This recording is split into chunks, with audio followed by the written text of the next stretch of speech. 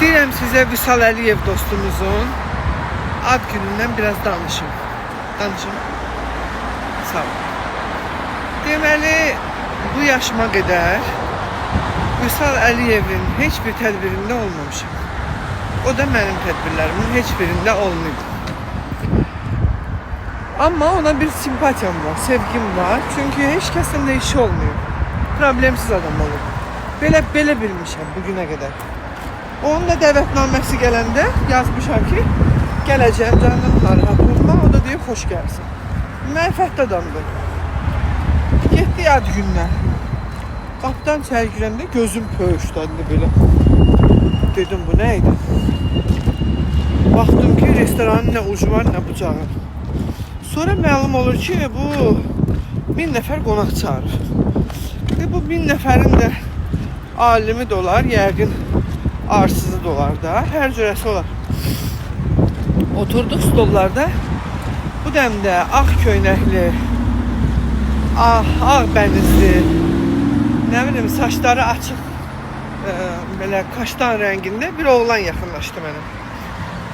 Salam Nazilə xanım, mən sənin yerlinəm, Gürcüstandan, Faxralı kəndindən, diş doktoruyam, səndən fəxr edirəm, hə, yaxşı, sağ ol. Nə tərvə o tər danışıram. Saçımdan da öpdü.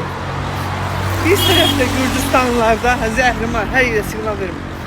Biz tərəfdə Gürcüstanlarda saçdan öpmək mənasını bilənlər bilir, yəni. Səni özümünki bilirəm, səni doğman bilirəm, səni ismətin bilirəm mənasında öpülür o. Abır həya mənasında. Mən də ona görə təşəkkür etdim. Bu dəmdə Mehriban xanıma nə dedisə, saçını doluyaram qoluma dedi Mehriban Qəmbərova. Saçını yolaram dedi. Nəsə belə bir şey toy səsində. Mehriban xanımın o göz bərətməsi var. O ucu gələndə mən özüm qorxuram da ondan. Bilirsən, o vəziyyətdən sonra mən Mehriban xanıma ancaq yaltaqlanaram da onun gözünü bərəlməyi görməmək üçün. Hə. Gördüm Mehriban belə gözünü bərəldir. Dedim, qardaş, gedə bilərsən, narahat olma. Yaxşı, bunu bir tər yola saldıq, getdi. Mən Mehriban xanımdan onun elə danışığı üçün üzr istədim.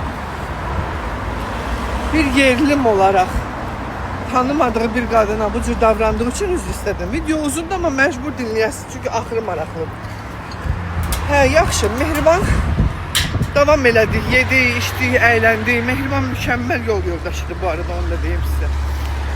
Demək, biraz keçdi üstündən, bu Manis yenə gəldi. Manis deyirəm çünki o ad ona yapışır. Bu yenə gəldi, oturdu böğrümüzdə. Masada şahidlərim, Cəmil Əfəndi, sonra Sənan, Space TV-nin əməkdaşı, dostumuz, yenə Mehriban xanım yanımda, sonra sağımda Ərarbat müğənnilər vardı, onlar və çox adam. Bu yenə gəldi, oturdu və mənə dedi, səhnədə oxuyur Aşıq Ədalət. Gəl gedək, aşığın başına pul səpək. Dedim, yer geçsək də, mən neyəcəm? Yox, gedək onun başına paçkanı açaq, səpək. Dedim, paçkan var. Dedi, hə, dedim, oturmuşam da burada, başıma səp. Belə də dedim, ha. Dedi, baş üstə. Qalxdı ayağa, bu dəmdə kiminsə prodüser oradaydı. Ona dedim ki, maraqlı şey olacaq, çək. Hə. Bu qalxdı ayağa, əlini atdı cibinə. İçi dolu 20'liklərdən ibarət, üstünə də 4 dənə, 5-6 dənə də 100'lük qoymuş. Bir belə dolu yığın pul çıxardı. Bu pulun da içindən seçə bir dənə 100'lük. Hə. Allah, qoydu qarşıma. Dedim, götür pulunu, uç buradan. Əlim qana bulanmamış. Hə. Pul səpənsən, səp də. Belə pul səpənsən. Bəxtən ellim deysən, saçımdan öpürsən. Səp, getdi bir də gəldi. Gəl, gedək səhnəyə. Gedək, hələ aşıq oxuyur, qutarmayıb aşıq. Gedək aşığın başına pul səpək. İndi Ədalət bunu görəcək, deyəcək, çörəyimə bahis olmuşsun. Dedim, ay kişi, oturmuşam burada, pulu başıma səp, dururam ayağa. Yox dedi, gedək səhnəyə, orada reklam olunaq. Dedim, nə reklamı? Dedi, biz ora pul səpək, qorxaq görsün ki, biz pul səpə bilirik. Amma danışa-danışa da o qədər piyandı, hər yerə tüpürür də belə, belə qalmışam. Adam da biraz etiketdən istəmir də şeyləmək. Nəysə, mən durası olmadım. Ona da mədəni dedim, bayaqdan görürsən oturmuşam, yekəxanalı çıxmasın. Bütün gənc istedadlar, gənc müğənnilər hamı gəlir bir-bir mənim masama görüşür. Mənim nə işim var reklamda? Xalq mənlə özünü reklam edir. Ayağımı bağı, açıb bağışım. Hə.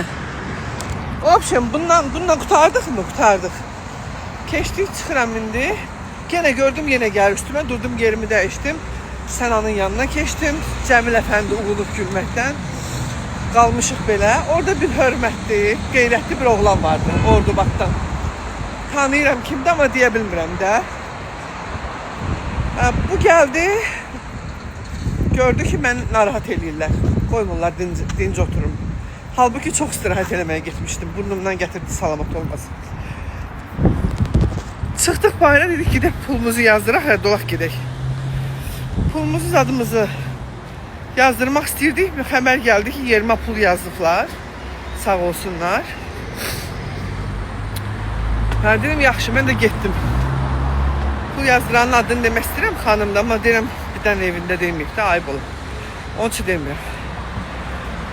Harda qaldım? Hə, bu piyanska yenə gəldi. Yenə gəldi, stolda bu xalqla Natiq Dağlaroğludur. Həmin o bu dediyim dost, yoldaş, qardaşdır. Bunlar oturub bu üstümə gələndə bu oğlan dedi ki, bu kimdir? Dedim, bayaqdan bezdirib də. Dedi, vurum bunu. Dedim, yox, lazım deyil, dəyməz. Bu oğlan o stolun başında, o piyanska 3 dəfə mənim rahatsızlığımı verəndən sonra bunu vurdular. Bunu bəlkə də ilk dəfə deyirəm. Sinəsindən vurdular. Getdi bir daldala xeyli. Nəysə, bunu çıxartdılar. Mən də dedim, saytlar zadlar çəkər. Özə dedilər. Dedilər ki, bu qadın bayaqdan abırına sıxılıb. İstəmir problemdə, səndən uzaqlaşır. Sən nə qədər qanacaqsız adamsan. Dedilər, oxşum, nəysə, bu getdi. Evə gəldim. Evə gələndə gördüm ki, Kəmalə Günəşlinin açıq dekoltesinə həmin qədər pul basır. Dedim, şükür sən ya Rəbbim, nə yaxşı qutardım. O da deyir ki, rasxod eləmə. Rasxod eləmə nədir? Onun gözünün altdan 2 dənə qoyursan, səhvəmə blok edəcəklər. Makyaj qoyursan, onun gözünün düz altına. Görürsən, rasxod necə olur. Özdə diş doktordur. Dişlərini də qarnına doldurursan, gedir protezlərlə gəzir. Bey quşlar. Özünüz aparamırsınız, işə çıxmayın da. Yazıq Vüsalın məclisində günə qoydular.